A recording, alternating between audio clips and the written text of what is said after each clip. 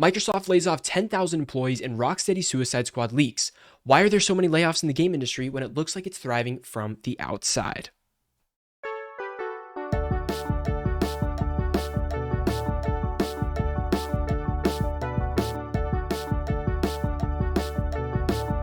And we are live. Welcome back to Checkpoint, the show where we're still workshopping our new intro. Today, it's the show where we bring you all of our thoughts, all of our feelings on the latest news in the gaming industry. I'm one of your hosts, James Walmer. Yep. Brought to you with the spiciest meatball in gaming, Vincent DeSantis. What's up, everybody? Welcome. How are we doing? 145, 5 from 150. Wow. That's crazy. That is crazy. A lot of weeks, baby. Guys, welcome back to Checkpoint. Oh, wait, that's part of the... Audio listeners, thank you. You can find us on YouTube at youtube.com/casual. Please hit us with a rating on audio platforms and subscribe. Just any sort of engagement with us helps us out a lot. What else is going on the channel? Last of Us. We did Last of Us stream right Ryder has his Kihei Kwan video. Yep, It's great. Yep. It was great. I have yet to see it, but go watch it. Yeah. It's fun. It's award season for movies. BAFTA noms came out today. We got Critics' Choice at the beginning of the week. We'll have Oscar nominations next week. It's just award show for movies. It's my favorite. I love it. And then next week is the Xbox Bethesda conference. That at least Vincent and maybe Ryder are covering. But most likely. It's happening on Friday or Thursday the 25th at, of course, a weird time. So okay. I don't know what time it was again, but I looked at it and I was like, I don't know. We'll see. So okay, we'll see when we get there. But I'm excited for I think whatever it's it is. early for you. Okay. I think it's like 7 a.m. for you. Oh, that's fantastic. That's better. That's even better. Maybe. I could be misremembering. Okay. But I could be in the middle of my workday. Sure. Big working man, James. Are you excited for your internship? Man.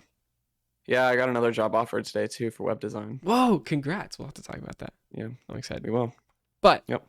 Our first big topic of the day is talking about this crazy bomb that kind of got dropped yesterday that Microsoft lays off 10,000 employees.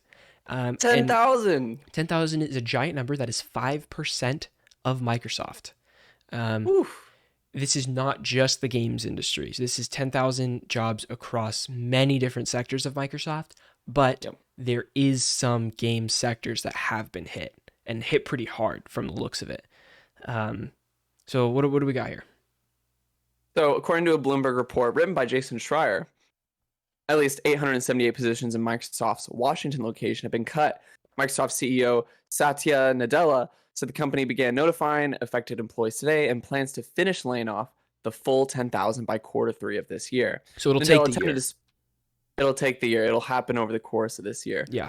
Nadella attempted to spin the layoffs in a blog post today, noting that the 10,000 cut jobs represent less than 5% of the total workforce. He claimed the company will invest in secular growth and long-term competitiveness while providing support to folks impacted by the layoff. So through that process, throughout this year, they're going to be working with them to provide severance and things like that. I assume that's what it sounds like. Yeah, I would assume so too.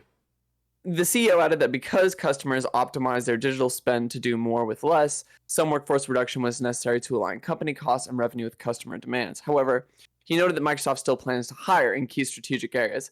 To me, this sounds like they're just going to have less people doing more things, which is a little bit of a yellow flag. Or this could mean when they say hire in key strategic areas, I would assume that's also leadership changes. Like I think these right now we're seeing layoffs. We're seeing more just employees than management get laid off. But sure, if they're laying off this many people, you're not just laying off workers. I don't think you're doing some switch up. So when she says hire, or when he says hire in key strategic areas, I would assume that is people in powerful positions. Which is important to know when we get into like the second half of this discussion too. Vincent, take the rest of this. Yeah, so when asked for a comment, Microsoft pointed Kotaku to Nadella's statement. So basically they got nothing. But in recent times, affected Studio 343 Industries has had its hands full supporting Halo Infinite, the latest entry in the long-running, Halo Infinite. Bethesda, on the other hand, is hard at work on the upcoming spacefaring epic Starfield, which will get a standalone presentation sometime this year, which we're very excited about. Meanwhile, the Coalition is apparently working on some new IP alongside another entry in the Gears of War franchise.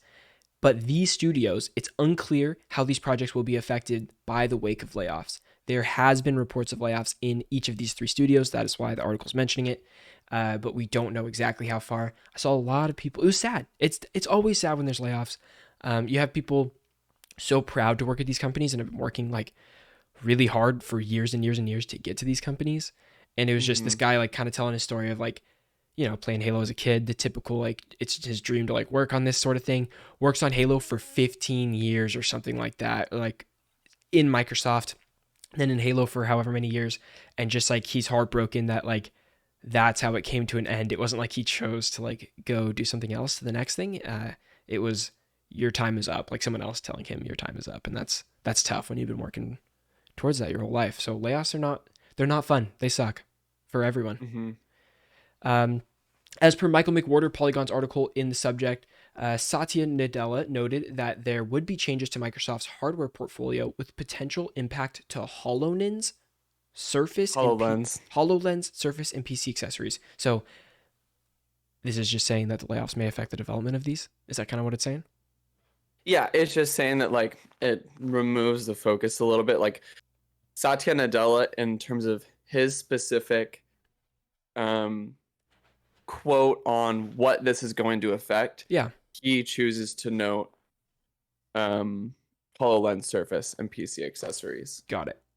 Like he doesn't himself mention the gaming, like Sure. any of the gaming things, but he does say like these are the three things that's probably going to affect the most, Yeah, I mean, if I were to guess. it'll be interesting to see by the end of the year. I mean, not interesting to see. It's gonna suck to see everybody get laid off, but Mm-hmm. it's going to be interesting to see what areas are affected most. Because I mean, it might not be. The games is probably not the center of this by any means. I'm sure Right. there's a lot going on, but it definitely does. It definitely does affect game development, and it affects Microsoft's first party studios, which are in a very peculiar spot right now. With they need to be firing on all cylinders right now. I would say very vulnerable. Yeah. Yeah. So what did you bring? You brought this morning, so I don't know too much about it, but I think it's super interesting. Yeah. So this morning there's a Polygon article written, I think it's by Joe Staten, Okay. about ex Halo devs and their response to the layoffs. As you could assume, saying some really shitty things about Microsoft. Patrick Wren, a former senior multiplayer designer on Halo Infinite, now working on Star Wars Jedi Survivor, Respawn did not mince his words, saying the layoffs at 343 shouldn't have happened and Halo Infinite should be in a better state. The reason for both of these things is incompetent leadership up top during Halo Infinite's development, causing massive stress on those working hard to make Halo the best it can be, he tweeted. Another theme in complaints about the management of 343 Industries was heavy reliance on short-term contractors, a policy which some said came from the mothership at Microsoft. Quote, don't forget the heavy reliance on contractors and vendors, and that messed up. Hmm. And sorry, That that messed messed up the up system. system. Yeah. Though I know that's more Microsoft, said former Halo Infinite developer Nicholas Bird. The contract stuff is just a whole other can of worms that pisses me off. So many amazing people and talent that just disappeared. Interesting. So that quote is saying that like although they had the staff to work on certain things, instead they would hire outside short-term contractors, which was another hurdle. I'm sure that that's always a hurdle of work when someone is brought on to do like a certain task. You have to like onboard them with like all of your workflows and stuff, and then You know, somehow transition that back when they're done instead of having people hire people for that full time in a right. sense. Like, why are you doing these random contracts? I could see that being a huge barrier. Yeah. Mm-hmm. And then lastly, Xbox Game Studios boss Matt Booty Tough. recently admitted to the game, to the game stumbling at the finish line, talking about Halo Infinite, and said that its live service plan fell short. And we'll get into more on live service plans in the industry Yeah. in another article soon. But I mean, the initial question that you pose, Vincent, is why there's so many layoffs in the game industry when it looks like it's thriving from the outside. Yeah. And my response is that, like, I think for particularly in Microsoft shoes, I don't think it looks like it's thriving from the outside. I think there's a No. very noticeable gap in quality AAA experiences from Microsoft. Yeah. And people have asked the question, why? Like, why is Mhm. this the state that it's in. I think this is part of it, not just the layoffs, but just like I think some of the incompetent leadership that we see in this ex Halo dev interview Yep. article. Hmm. I mean, I would also say that it looks good to the consumer of the game industry right now because there are so many things coming out. Yeah, we can complain about a dry couple months or whatever here and there, but there's so much coming out at once that Is there for demands attention. Microsoft? No, I'm saying this is a general blanket for the games industry because I mean we've seen layoffs at so many different places at this point, like different Sure. studios and stuff. Um, I think it's hard to have a game that devours the media circuit that then everybody plays. I think a game can be good that does not come out on the media circuit and it is underplayed and underviewed and stuff like that, and that can Right. A lead lot to of an indies. underperforming game. Tons of indies, tons of AAA games just don't come out quality too. We see like, I Right. mean, we're gonna talk about one in a sec. We have Gotham Knights this year, which didn't look. It was cool when it got announced. People showed gameplay. Did not look good. Did not look like a good direction. Maybe had some comeback marketing, I would say, marketing that turned the tide on public opinion a little bit, and then it came out absolutely there was such a distaste in people's mouth after playing that even a little bit. So much came off about that, and that was like so many years since WB Montreal's last game, so we assume that they're not in good shape right now either. And part of it is that people's expectation is so high for some of these games. um, but it's not just an expectation. It's an expectation of quality. When I buy something at $70, it should be this, this, and this, and it should run well on Right. this and this and this. And those are some basics. Um, and I think that when those games underperform that do not hit that expectation, we're hit with studios that are in terrible spots, really bad spots after working on these games that they think are going to be hits for years. That's why. Uh, And I think like there's this really, really I think interesting and also exciting spot in the game industry where we have these games, these AAA experiences that one are not hitting the mark in terms of quality and what you get delivered for a yeah. $70 price tag. And on the other side, it's like a pendulum and they're coming down, but on the rise and coming up are these incredible indie titles. Like 2022 is an Yeah. incredible year for indie games Totally. that have low marketing budgets, and like super small development teams. And I'm just looking at some of the best indie games of 2022. We have Tunic, we have Cult of the Lamb, Roller Dome Stray, a game that got nominated for Game of the Year. Yep. And all of these titles that are not these giants with giant studios and huge contractors and these big, huge like corporations, for Yeah. lack of a better word, that think they can produce something and then more, and they're driven for market gain and profit margins and all these other things, when I think indie studios have just been like on the rise in a way that feels so refreshing. Yep. But it's only if you know about it. Like in the popular, like us as people who are in the gaming industry have a much wide, like, and Broader this is sense. like what we do. We have a broader sense of the And we're gaming looking at market it as a all the time. whole. We're looking at it all the And we're time. looking at it all the time. Whereas like the general public, like I was talking to my roommate the other day, my roommate casually games, Sure. and he was saying nothing good comes out these He days. said, I heard of Elden Ring, I heard of God of War this last year. That's probably it. Absolutely. Yeah. Exactly. That's literally it. Like, and he hasn't heard anything else that I was playing this year. And there's just this general sense that I've been seeing, especially around like popular streamers who stream like Warzone Mhm. and games as a service games that are like, they just don't make games like they used to anymore. Yeah. And I think there's reasons for that. I think I think games as a service has to do a little bit with that. I think we will get to this I want to save some of the games of service stuff for our clip that we have coming up here, but I think Okay.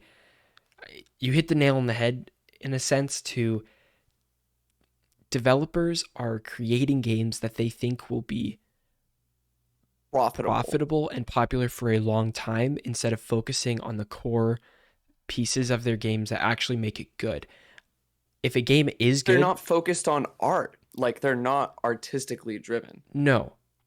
That being said, there are games that will not be artistically driven that will make the most money. Like we are talking 100%. about Call of Duty, which are copy pastas every year with small changes, and they do deliver on quality every year. Yes. Mm-hmm. It's just it. Like a Call of Duty game's not going to come out and score under a 6, like a 7. It's going to be a 7 and above mostly. I mean, I think you're mostly right, but I Yeah, think there's there has exceptions. been There this, always is. like the Call of Duties in recent history, I feel like have been a little lower on that scale. Absolutely. Like to We're not in whereas the like glory it days. used to be, right, we're not in the glory days of Call of Duty. I think the best example for this would be Fortnite.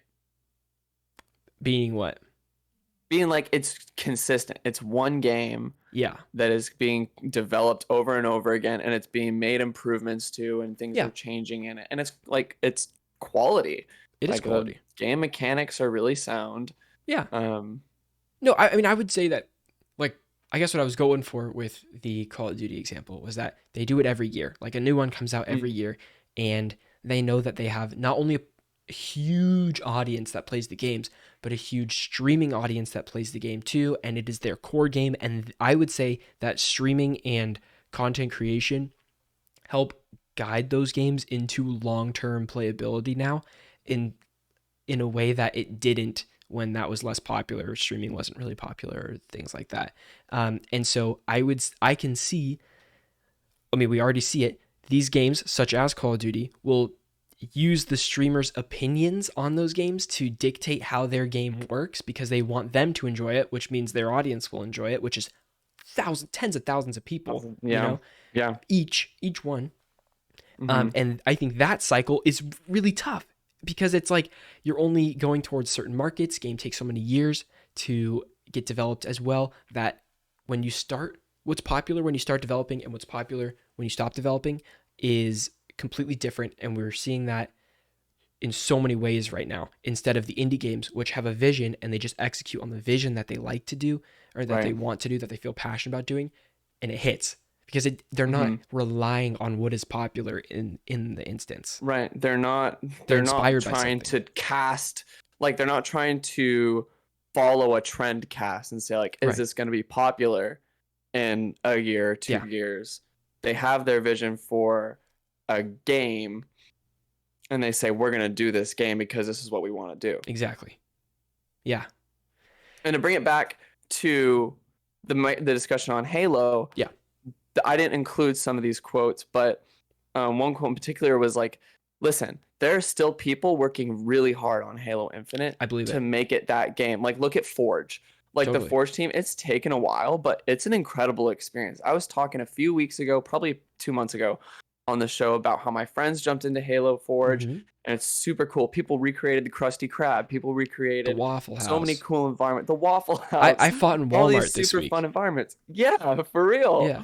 You know, and there's a lot of really cool direction going on there. But again, it's not this. It doesn't. It's almost like it's a conflict of interest between these developers who are really working hard on the game and the studio execs who are working hard on promoting these games. Yeah. When I think while Halo Infinite is still going in that direction of like improving that game, Microsoft already kind of left it in the dust. Like there's not going to be like maybe there's going to be like 1 or 2 videos coming out for Forge in the near future promoting it, but they're not putting out more marketing content, no more billboards to promote Halo Forge. You're not going to see that. They said these layoffs will affect the single player team more than anything, which is tough really? too. Yeah. It's tough. Do you think that would be like DLC? Like what is there was left work on single player? I don't know. Patching and stuff like that. I'm sure they're working on all sorts of stuff though. Whatever it is. The next project, whatever the next 343's next thing is. Right. I'm sure they're already working on that. Yeah. And so moving on in this discussion, I think like it's going to be really interesting. Vincent and I talked a little bit before the show of what does this mean for workers and workers unions as Microsoft has signed a labor neutrality agreement. So they're leaving it up to the workers to unionize if they want to join games workers unions. Activision Blizzard has not, which could affect the Activision Blizzard deal that's already in the middle of the lawsuit. I wonder how that'll play out. Yeah. Right. And so with a industry in which workers seem to be like when we talk about this art versus marketing production and trend casting and trying to hit numbers, Mm-hmm. how does unionization play into that as people who want to like protect people who want to make games versus the leadership at the top who is Yeah, seem like I believe there are people in leadership who genuinely want to see absolutely. great games being made. Yeah, But when I hear about um, people at 343 who say, listen, this was a management problem, yeah, right? We were crunched, we were overworked, and contractors got taken advantage of. This is a very Raven situation. This is a very Raven software solution, which there was a lot of contractors that bore the bread or the bore the I don't know what's the phrase I'm going for, bore the the weight, yoke. Yeah. the yoke of bad leadership. Mm-hmm. Yeah, I don't know. We were talking about ways that a union could help in this case, and I think there is a Mm-hmm. compelling argument that um, because of mismanagement, that is the reason that there were so many layoffs for employees. But on the other side, if it is because of that mismanagement and there is truly a misallocation of funds, and I mean, companies everywhere are forced to do this, not just games, not just like, it's like everywhere. If a company is mismanaged and has like a bad, or they're not getting as much net gain and they just cannot support their employees, there has to be layoffs for the company to keep going. That's like, Mm-hmm. I'm sure there are little things they can cut, and then it's like we are at a point where we have to do this, you know. Mm-hmm. And so in that sense, I don't know how I'm no union expert. I don't know how a union could help in there. I know that unions can advocate for the workers' rights by maybe before this happens, like setting off if there's a big layoff. Maybe the union can help negotiate a package for these random layoffs with no like, this is pretty sudden. I don't think anybody has like, well, you're gonna get laid off in the next 6 months. Like, it's just not like that. This is not how it works. It's always terrible timing. It's just bad. I think unions I don't know can, though. Is like I would like to yeah, this information comes out suddenly. totally, This yes, right. information happens suddenly, but I like that doesn't mean that this process is sudden. Like Yeah, this is a very meditated decision. right. You don't just overnight say I'm going to cut 10,000 workers No, but and then boom. the relay of information from the people that decide that to the employees can Mm, be sudden. And I think that suddenness is what the unions can help workers on. I just don't right. know in this case particular. I have no idea how the union would work. Like, even if they were unionized to this point. I'm going to tell you what I would like to see. I don't Yeah. know how feasible this is given. It's probably not feasible, but what I would like to see is that if this is a truly management based problem, Yeah. right? It's not the workers' problem. The workers were doing all they could. They were putting out good work. They were putting in their hours, maybe even working overtime, as it's common in the gaming industry. Um, if it is truly the management's fault, to put it like that, then I would like to see unions advocating for a particular like investigation to prove that it is that is mismanaged. Yeah. A result of mismanagement, and then because what often happens is because of mismanagement, workers get laid off. What doesn't Yeah. happen is that management gets laid off unless it has to do with a certain like scandal or something that could be, Yeah. damage the reputation of the company as a whole. Right. Um, so I would like to see Which, advocacy for the management to suffer the consequences rather than workers who do care about these projects and are actively not sure, saying sure. management doesn't care, Right. but for these people who are putting these games on their backs and putting out like Yeah. 50, 70, 80 hours a week There's, on these there's, projects. there has to be accountability all across the board, to be honest. Right. It's like, Right. it's not let's throw it all on the workers and sink that ship.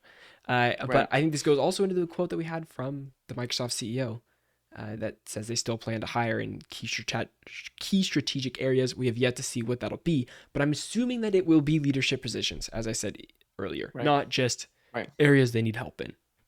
Mm-hmm. I don't know. So it's very interesting, especially with Activision Blizzard also coming into, Yeah. and they are Right. very outspokenly anti-union. Yep. Yep. Whereas Which Microsoft's neutral on it. I mean, no, they're not. They're not neutral. I would say like They're allowing their I would. workers to do it. They're allowing their workers to be pro union Sure. in the greater scheme of like. I don't think you can really be neutral on Yeah. unions They're because choosing a point of neutrality so that they're leaving it up to certain whatever studios to decide, or in game sense studios, but I have no idea how that works for different or sectors. contractors. Or yeah, right. Yeah. Yeah. Right. It's interesting. We need a union labor professional on here so they can tell us why we're wrong about certain things. Yeah, I would really like to Especially have someone specifically for specifically in the games. games Yeah. industry. Yeah. That'd be really I incredible. wonder who we could hit with that. I don't know. Throw it out on Twitter. Twitter's the place, man. Yeah. All right, moving on to the next. Here's what we got, baby. Okay. Clip is going to start at this time. Okay, got it. Ready? Suicide Squad. Or try it again. Suicide Squad has leaked this week with a brand new image, and it, James, is a games as a service. It's ugly. That's what it is. Ugly. I'm going to pull up this picture right now because we have a lot to talk about within this. James, when you see this image pop up, before we do this, initial thoughts. What do you think? My mind just goes straight to, I think, Avengers. Yeah, it's hard not to. It's hard not to think of Avengers. Yep. I see Battle Pass in that top toolbar. Yep. And I think of Avengers. I see character levels here. I see a lot of stats. I see chapter 3, like it's very mission select based. Which is fine. That's fine with me. I want a linear story. Yeah. We see different currencies on the board here. There's 5 on the top. Jesus Christ, I forgot about that. Or those might be skill points. Those could be skill points for each character. And then maybe an overall currency to buy cosmetic things on the left. Not sure. Anyways, this is exactly the opposite of what I wanted from a Rocksteady game. I was really hoping that we would get a linear game where I can play with each of the characters and kill the Justice League, because that sounds like a fun concept, to be honest, and it sounds a little zany, sounds fun. But this is not what I want. I don't want to grind with characters. I have no desire to do that. Sounds like we're getting a bullet sponge game. Sounds like we're going to fight the Flash and it's going to take 20,000 bullets. Instead of like a fun mission to like do it with cool... With like fun mechanics and like puzzles and a dynamic boss fight. Right, exactly. That evolves over time. Exactly. Yeah. So here's what I want to go into for this video. Because yes, we could talk about this image. We could talk about what the Suicide Squad's been looking at like and stuff like that. But I want to pose to you a thought. I think games, I mentioned this earlier on in the podcast as well. I believe that studios are starting to, when they start a game, they're looking at what's popular right when they start that game and what will be popular. And I believe that this game is 3 to 4 years too late on releasing as a games of service for people to be excited about. I truly do not believe that people are excited right now about games of service as much as they were excited for games of a service. Do you know, I think what was the first game to be this was our warning. What? Our red flag, the dead deer that is the foreshadowing of this entire trend. And I think it's Anthem. Oh, Anthem hurt. Anthem was a painful thing for everybody. Because that was the first one after the initial wave, after Destiny, after Fortnite. I feel like it was Anthem. But just like we talked about earlier, this is a great episode, by the way. So if you haven't listened to the whole episode, you can go do that on podcast platforms or right here, become a member on YouTube. But Anthem did not hit the quality mark. Like that, straight up. Whereas Destiny hits the quality mark. The gameplay is fun. Which is why the biggest ones are able to be successful. Yeah, because they have, exactly. They hit the market at the right time, at the beginning of the cycle, and they continue to develop that they continue to capitalize on their games as a service element in a way that was quality. Right. In a way that worked. And they committed hard to it. And this is why Avengers didn't work, because the base was not up to spec. I think I enjoyed playing through the storyline, and the Black Panther DLC was awesome. Like I would drop the whole game and just play that 6 hours because that was like way better than the whole entire live service element of that game that they were trying to do. And I feel like because Avengers was just a huge flopperoonie, that this is a terrible thing to come out, I guess, after an Avengers world where you can play as. It's also hard because Rocksteady did one character so freaking well. Like they did Batman, and Batman was so fun. They delivered 3 great games, and they were able to develop Batman and their moveset and like you playing Batman, but having 4 different characters split up. Do they split development on those? So it's like each of them are a little bit half baked in their gameplay. Like I don't know how this works because Avengers definitely felt like that. Everything was a little half baked with having so many spread out characters. We haven't really seen a successful game that you're able to play as so many characters and then also have like the individuality of like this character absolutely rocks this huge move set and this whole thing. And I don't know, Avengers was half baked, and I really want this to be a full-fledged featured. Like each character is completely different, plays extremely differently, but all plays nice, plays together, you know? Mm-hmm. I don't know. That's just a thought. Games of service, man. Mm-hmm. Yeah, I mean, you write down that you don't think we'll stop seeing games as a service in the next 5 or so years. I wrote down that we're not going to stop seeing games of services in the next few years because this game took so long to develop. Like this game was in development since probably Arkham Knight. So you think there are games that are like still in development who are unfortunately just gonna come out and die? Like that's essentially what's gonna happen. Is they're gonna come out, they're gonna get initial critic scores of it's gonna hit the Metacritic of 70. Yep. And there's gonna be no buzz besides maybe initial buzz, and they're just gonna flop. Yeah. I truly believe that. I believe that there are a lot of games in development. Do you think after this development cycle, right, after the games as a service that are already in development, which I don't know if I could pin any others besides Ubisoft said they canceled 7 games as a service in the last 2 years. But I don't know how far any of those were in development. Who knows? But some of them could have been just in the planning stages. So do you think after that development cycle, do you think we're going to see any more new games as a service models? Yes. Try and pop up. Or do you think it's going to continue to be a trend? Like what's the scale of that for you? I think it's trending right now. So studios are working on it. I don't think the trend goes away because I think there are plenty of successful games of service games that are pitchable in a sense of like somebody has a new idea of a better Destiny 2, a better Final Fantasy 14. I'm talking like the biggest games of service games, a better like Diablo 4 is going to be games as a service in a sense. It'll be very interesting to see how they do that because they're not really known for that. And I guess they have a lot of DLC and stuff, expansions, but how are they going to have that living, breathing aspect of you can jump in anytime and always have plenty of things to do?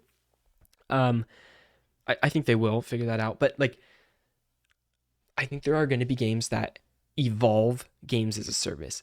But until we see that big step in evolution, everything to get there is not going to be enough and they will flop bad. Right. It's going to be, you're going to have a lot of sacrificial goats before you finally get to that one.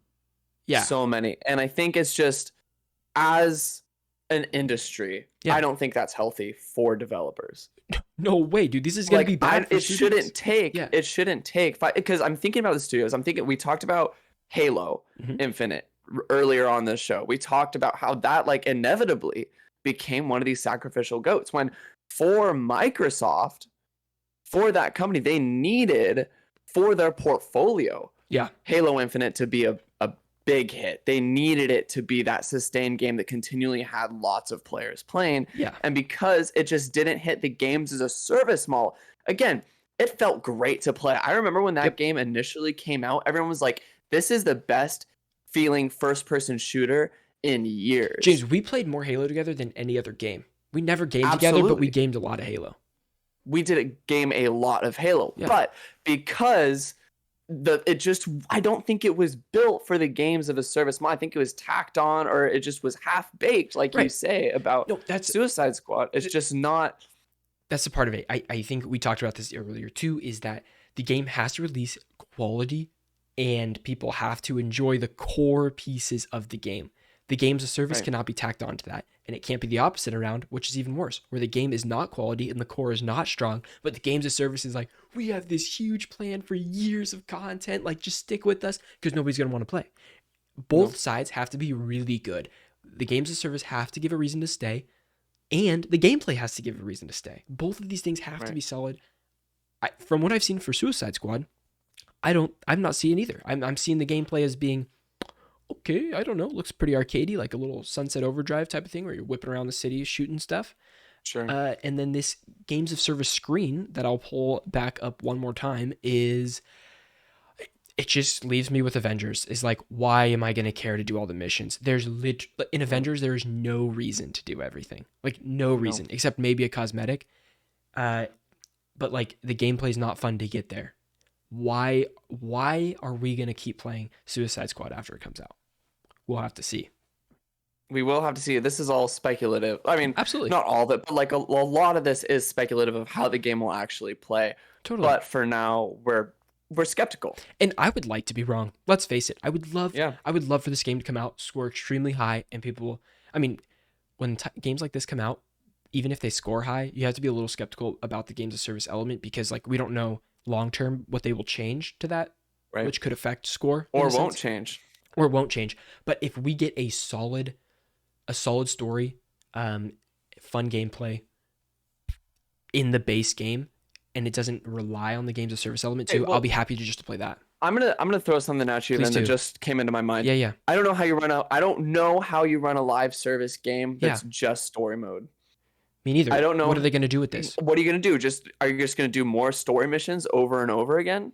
I Well, don't understand how that works. well, James, let me tell you, we're going to introduce raids to this in which Superman's back is Bizarro, and this time you're going to have to go through. Actually, this sounds really sick. Are you joking my ass? You're going to have to go through. Uh, This sounds like Destiny. This is just what Destiny right, I does. know because again, we have not had a games of service game that has revolutionized the idea of what a games of service is since Destiny. And I think that's why Destiny's waning right now is because it has so many growing pains of what they're doing or what they did was so popular and so awesome and new and fresh that they keep doing that, which is fine. There are plenty of people that still play it and it's making money, but it's not interesting enough for me to like sink my hooks in because it did. Right. Destiny sank its hooks in me so for so long, and Hmm. I'm willing to give myself up to Destiny again, but I'm And I want to get like this is my main issue with the games as a service model, specifically talking about Destiny 2 is developers will introduce gameplay elements that are different, yeah. right? Like Destiny in particular, they'll say, here's a new power for you to try out. But the issue is that doesn't change the actual game itself. It changes an avenue for like a way for you to play, but it's only Yeah. marginal difference. It Mhm. doesn't change how boss fights work. Like that's why I No. really loved the change. The first, I think the change that I think actually did that for me that I'm like, whoa, this is completely different was in Destiny 1 Taken King DLC. Mhm. It changed the way a lot of the raids worked. It Yeah. changed a lot of the strikes to more like puzzle based. Like these boss fights are dynamic and they're evolving and they have elements that you're like, oh, you have to take out this guy first because he buffs the other dude. Yeah. So you can't just shoot whatever you want. You have to like think about these fights. Yeah. But ever since then, I have yet to see another big change in how boss fights are done, how the core gameplay loop is, and Yeah. what you're actually doing on a mission to mission, firefight to firefight basis. And that's where I think games as a service games lose me is it's so much of the same thing for such a prolonged period of time. And I think Fortnite's pretty good at that about changing their maps and changing different things you can do within that and Mhm. different movement options and just cut like experimenting with different items that are dramatically different Yeah. about how you traverse the environment and how you can interact with other players and interact with the environment. um I have a lot to say about what you just said too. And if you want to listen to the entire podcast, you can hear the rest of our thoughts on games of service. Thank you guys so much for watching. And if you want to know everything about Suicide Squad, stay right here, Strictly Casual. Go to your favorite podcast platform, type in Strictly Casual Checkpoints, little blue box. You can click it. It's a little audio. Listen, this is episode 145. Thank you guys so much for watching. We'll see you on the next one. Peace out. Okay, because I could go on a whole tangent about like Keep going. there's an expectation Mm-hmm. when you jump into Fortnite that you know what you're going to get. You're getting a battle royale game where you jump in, you know it's going to be this fun, different character thing, and you're going to play with friends and do it, right? Uh, but at the core, you're dropping in with 100 people and trying to be the last team standing. That's it. Yes. That's what Fortnite does. And sure, they have And their but creative like mode, whatever. that's such like a it's broad enough to where like it's Yeah, simple. It is a simple thing, and because they have that simple yeah, baseline foundation, like they are able to be so creative with literally everything else. yep, So long as they maintain that, and they don't like they even have other modes that are not like that. yeah, Like their creative mode is insanely cool. yeah. They've given a lot of tools to people just to play around with, which is fun. In Destiny, I think that their seasonal approach was very interesting for a year, 4 seasons, 4 parts of a story you play through, and then so like you're still getting story through it, but you grind up each season, then they set you up, and then they grind up, set you up. But we're now at year 3 or 4 of doing 4 seasons per year. We're on season like 17 or whatever the crap it is, and that Yep. model is no longer interesting to me. It's very it's cumbersome. It sucks And the for when I'm stories are jumping back in. inconsistent. Yeah, you have to like get to a certain spot before you experience the story, and I feel like I was really into the Destiny lore and like I understood a lot was going on, but now I couldn't tell you. I couldn't tell you what characters coming back and this and that, and it's not. But I know it's not worth it for me to play it because it has to be the only game I play. Also, Right. which is where Fortnite. I don't feel like it has to be the only game I play. I can jump in whenever, and that's a Right. successful games of service as well. It's a play at your own pace, and um, I feel like it's important to have things that you miss out on in a games of service because that inspires people to keep playing. That's with battle pass skins and Fortnite and all that kind of stuff. And Right. Destiny sure has that, but I think it's a little too heavy on that, um, to where I never feel like I'm making it. I'm making any Right. progress, even with the level. I But feel like with Destiny, everything is kind of locked at the top. yeah, yeah, and they try to mitigate that by putting things at the giving you some stuff at the start, right, to try to power you up quick to be Sure. like, oh, here's that new exotic that it's you really got the new exotic right away, but you have to get a better version later on if you want it to be viable. Right. Um, anyways, I think that games of service, like to wrap this portion of the conversation up, is still interesting to me and still a something that can get me excited, but I no longer can get excited about them before they prove their worth, I guess, or prove that they have what it has to take it to do it, which sucks. But I think we're going to see a lot more games of service games in the next 5 years, 4 years. Okay. Yeah, it's interesting. I don't know. Unfortunately. I love it. It's super interesting. Yeah, I'm interested to see how many of these conversations we continue to have. I'm sure we will have it a lot. It's such a big part of the game. It's such a big part of games right now. It's the most profitable part of the gaming It, industry it totally is. Yeah. by far. It's not even close. The Battle I Pass took think the world by storm, James. I don't think the games industry would be as profitable as it is right now as the most popular entertainment. Sorry, the most profitable entertainment industry No if it shot. wasn't for the Battle Pass system and games as a service. What was the first to do Battle Pass? Was it Fortnite? No. It must, maybe? I don't really know. Because, I mean, as soon as Call of Duty adopted that, we have, I mean, every games of service game has a Battle Pass. Destiny has a Battle Pass now. Like, First known instance of a paid Battle Pass came via Dota 2 back in 2013. okay, got it. I guess that, I mean, Dota has a huge player base. I'm sure that did popularize the Battle Pass. Crazy. Well, It is really crazy. we got one more thing. I put another story in here and then deleted it because maybe I'll save it for next week. But I do want to talk about the gameplay for the that zombie game yeah, I want to talk about the day before at some point. the day before. And studios lying to companies like what was that one?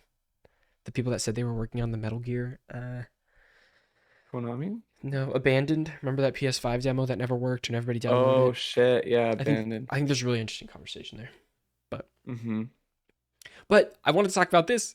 Metal Gear announcements coming soon as a remake remaster gossip returns. And this is in our segment called A Grain of Salt, which is just a rumor. This is just news. I don't really have a lot to talk about this, but I think it's worth mentioning again because we have like actual voice actors commenting on it now.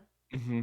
which we've been talking about It's for a not while. just it's not just source, just trust me, bro. Yeah, it's not a just trust me, bro thing. And I mean, I get excited about this. Push Square. This comes from Push Square. It says these Metal Gear revival rumors, just refuse to go away. We've been writing about this supposed return for well over a year at this point, and so far, Konami said absolutely nothing on the matter.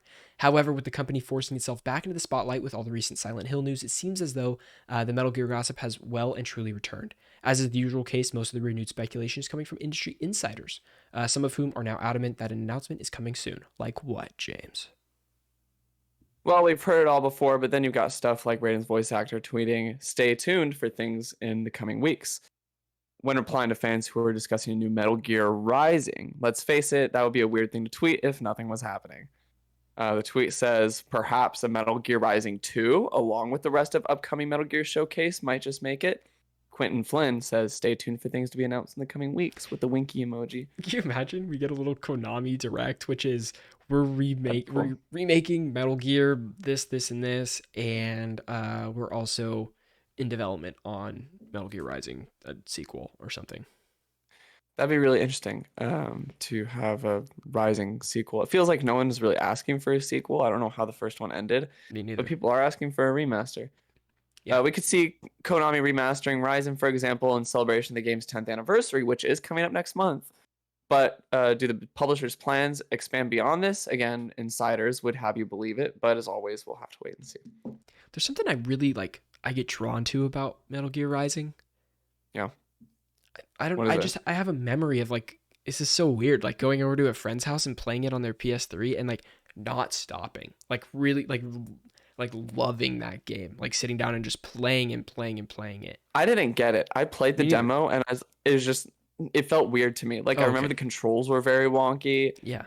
It was so fast that I Yeah. just like, sometimes games that are too fast, like, I'm like, I have no idea what the fuck to do here. I feel like I'm Right. doing everything wrong. Yeah. It was one of those ones where like my friend would pass the controller to me and like I had not played it enough to I like freeze. understand, and then I like hand it back and he's playing some and I'm like so excited to play it more.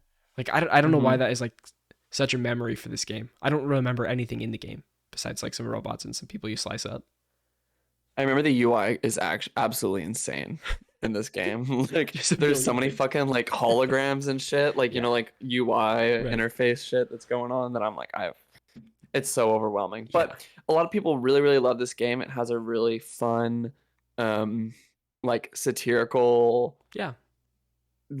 tone to Hmm. it. Like, there's that whole boss fight at the end where it's like, I'm Yeah. tired of your bureaucratic bullshit Yeah. and politicians. It's just this big, huge fucking dude in a I'd love to play that. suit. Yeah. Yeah, I'm I glad they can't did. wait. Yeah. James, tell me what you've been playing this week before we wrap this episode up. Vincent, I haven't played a lick of God of War this week, That's okay. and I feel bad about it. Don't. You should play I it when you want do. to. No, I do. I feel bad about it because I want to experience this game, but every time I hop in, it feels so dull. Wow. Okay. I don't know what it is like, because I'm thinking of the gameplay loop, and the gameplay loop in God of War is not. I'm not into it. Okay. Yeah. I'm just really not into the gameplay loop right now. I don't want to walk around and aim my axe at a thing and figure out a little puzzle and throw it and hit the thing to cause the thing to fall, and then do a little puzzle to unlock a chest that I'm gonna get some bullshit hack silver for, Yeah. and then go into a room and fight 5 enemies and then do a little dialogue and then walk around for 10 minutes and then do it again. Okay. Um, You're not looking for it's that just right not now. appealing to me right now. I'm just not looking for So it right yeah, now. take a pause. Take a pause. I'm trying to figure out what I want right now. Yeah. I've been jumping around. I'm playing some Sekiro, beat Okay. Lady Butterfly last night. Mm-hmm. Crazy ass boss fight. Played a little Dwarf Romantic, which is a little casual, like, tile-based city builder game. Amazing. Really fun where you match up tiles to meet certain requirements and get more Have I seen this points. game before? I don't know. Yes, I have. It's very cute. I've been playing Risk on Steam with some buddies of mine from back home. I saw that. I saw on Discord. It said James playing Risk. I was like, this is epic.